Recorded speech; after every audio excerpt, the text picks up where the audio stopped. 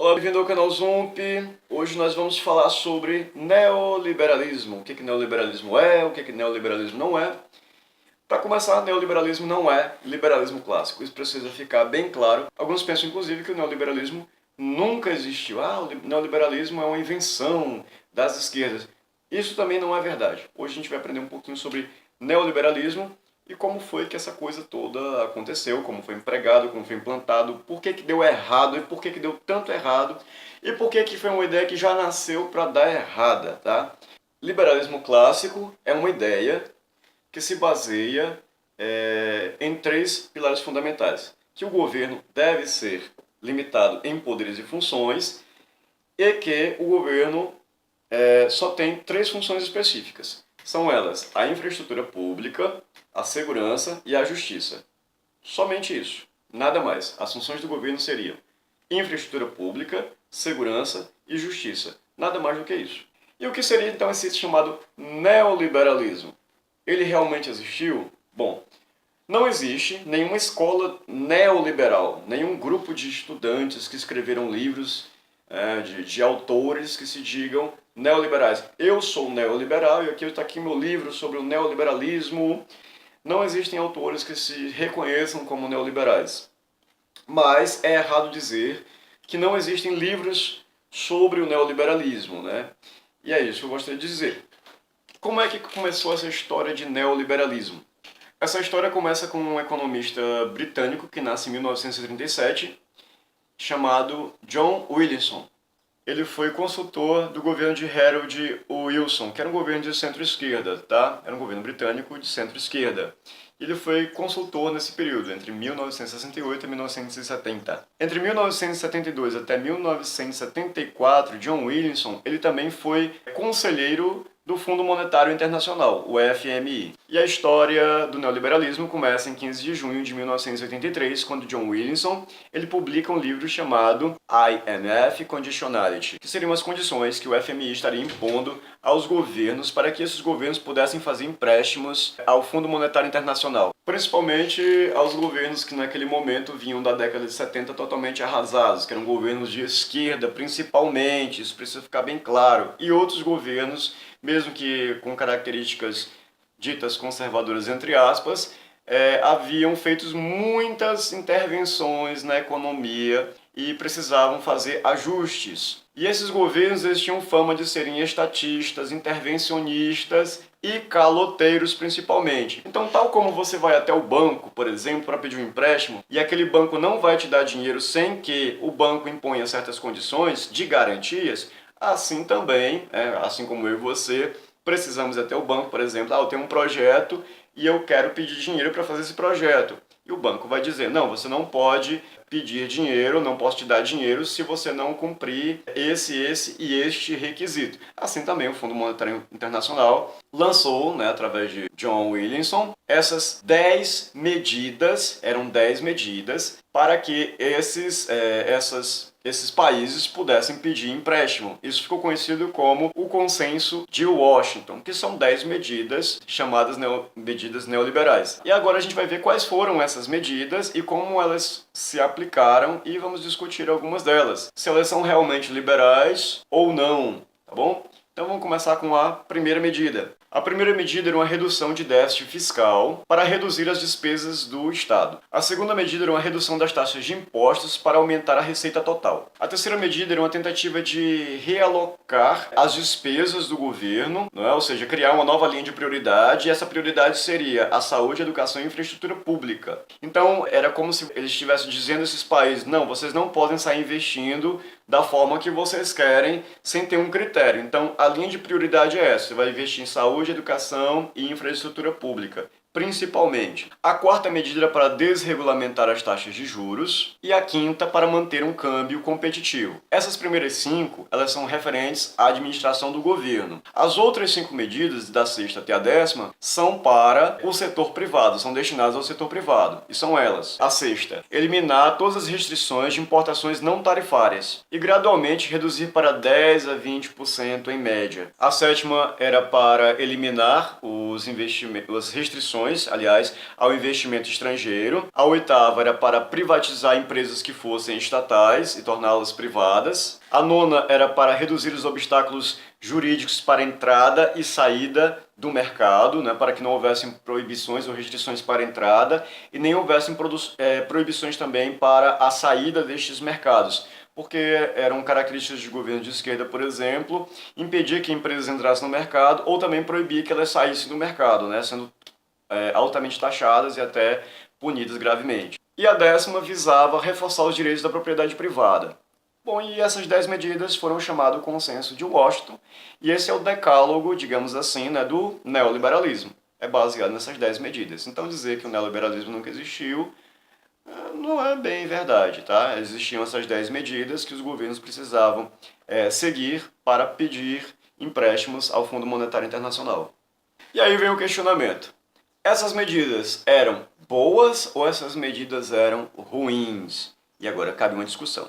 Vamos lá. A medida 1 e 2, elas são medidas boas, né? O governo precisa ser limitado quanto ao que ele precisa fazer e quanto aos seus gastos. Ele precisa de uma disciplina fiscal.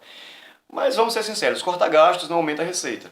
Então, essa medida em si, ela é boa quanto a impor ao governo uma disciplina fiscal, porém, cortar gastos não aumentarão as receitas. A terceira medida, que era impor uma escala de prioridades em que o governo deveria investir o dinheiro arrecadado, também é boa, porque as funções estatais elas precisam ser bem definidas. Só que o setor da saúde e o setor da educação não são tarefas do governo, não são próprias do governo, eles pertencem por excelência ao setor privado. O setor privado é quem melhor exerce o serviço de prestação de serviço de saúde. Agora, a questão da infraestrutura pública, ela faz sentido, porque a infraestrutura pública ela é uma característica própria do governo. Como eu já coloquei no início do vídeo, a infraestrutura pública, a segurança e a justiça são 3 setores primários do governo e são próprios dele. Então o governo é limitado nessas 3 áreas e nada mais. A quarta medida ela é simplesmente horrível, ela é terrível, é um desastre total. Regulamentar taxas de juros, controlar taxas de juros artificialmente é uma questão totalmente fora de cogitação. Isso é a forma mais rápida de estragar uma economia, é você tentar reduzir artificialmente e jogar essa conta da dívida dos bancos para o bolso do contribuinte, porque é isso que acontece. Todas as vezes que o governo intervém na economia, ele está apostando que ele pode ressarcir esse dinheiro mais tarde. E como é que o governo arrecada? O governo arrecada através de impostos sobre o contribuinte, ou, teoricamente, através das rendas estatais. Mas isso não acontece porque as estatais são feitas para não funcionar bem. Elas são feitas apenas para serem cabides de emprego, tá, de determinados grupos de privilegiados. E a quinta seria a regulamentação das taxas de câmbio, que também não é uma medida boa você controlar taxas de câmbio, porque isso é medida intervencionista, isso cria barreiras e isso não é bom. Agora vamos às medidas relacionadas ao setor privado.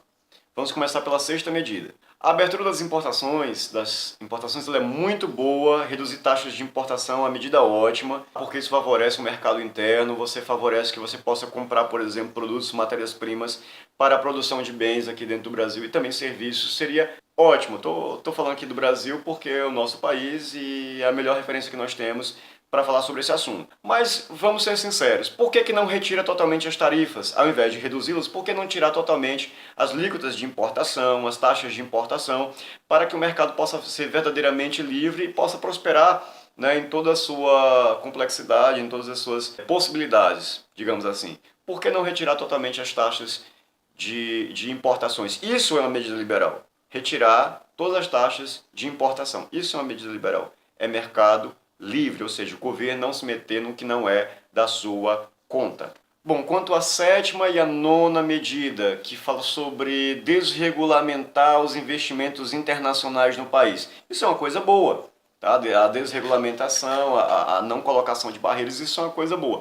Mas por que não libera totalmente esses investimentos dentro do país? Não só de investidores que querem investir em empresas, mas também que querem abrir negócios, por exemplo, poupanças, repatriação de capital e outras questões mais. Por que o governo não tira suas garras, suas patas, digamos assim, imundas, né, de cima dessas questões que só impedem que a economia nacional ela cresça? Será que a intenção desses governos realmente é que as pessoas continuem pobres Ou será que tem realmente grupos que se favorecem com essas questões? As duas questões são verdadeiras, tá? O governo tem interesse que as pessoas, a maioria da população, continue pobre, porque é mais fácil de manipular, e tem também interesse em manter grupos de privilégios dentro do país, porque são com eles que eles fazem negociatas políticas. A oitava visava privatizar as empresas estatais. E isso é bom. Por quê?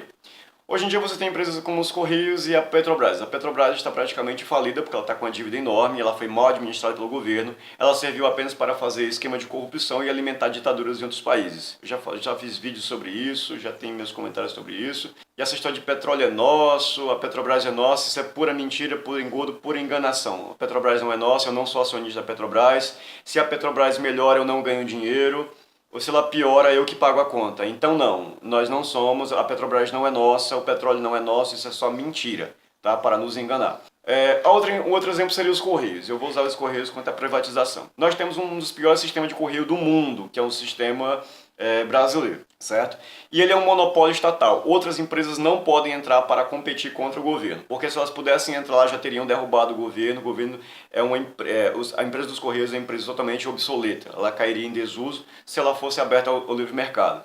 Se o serviço governamental ele realmente fosse bom, ele ele se sustentaria se ele estivesse no livre mercado. E isso não acontece. E é por isso que ele cria um sistema de barreiras para a entrada de outras empresas que pudessem fazer o serviço de transporte, de correspondência e de outros serviços também que os Correios hoje monopolizam. Muito bem, essa é a primeira questão. Existe um monopólio estatal dos Correios. A outra questão é, tirar das mãos do governo e colocar nas mãos de uma única empresa é transformar o monopólio estatal em monopólio privado. E vale a pena lembrar que monopólio não é, dentro de um mercado livre, uma empresa que está dominando o mercado ou uma grande empresa. Isso não é monopólio. Monopólio é quando o governo favorece uma única empresa para que outras empresas não entrem naquele mercado e só ela possa dominar naquele mercado. Tá? Ela cria barreiras e cria restrições e regulamentações. Isso é monopólio. Ou então um grupo de empresas que se reúnem ali daquela mesma categoria, como a empresa. As teles hoje é um monopólio, tá? Favorecido pelo governo. Outras empresas internacionais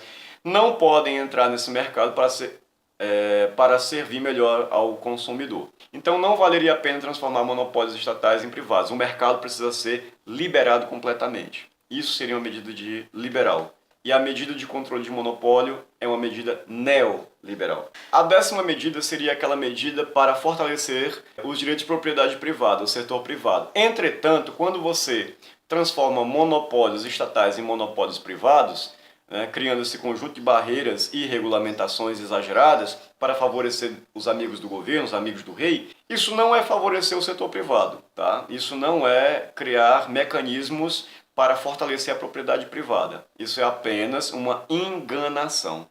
Então, assim, resumidamente, o consenso de Washington ele era bom em algumas questões, mas ele não era amplo na sua aplicação. Ele não eram medidas verdadeiramente liberais. Eram medidas de menos controle, digamos assim, de redução de controle do Estado sobre o mercado e sobre os setores que não são setores dele, como a educação e saúde, por exemplo. Era apenas uma redução. E a ideia era que houvesse uma transição entre esses governos estatizantes para o governo de livre mercado. E esse neoliberalismo seria mais ou menos o equilíbrio para que houvesse uma transição. Mas não funcionou. E só para ficar claro, isso de o governo favorecer determinadas empresas e proibir outras, isso de o governo ficar fazendo intervencionismo, isso não é liberalismo. Isso é capitalismo de compadres, capitalismo de amiguinhos, capitalismo corporativista, isso não tem nada a ver com o livre mercado.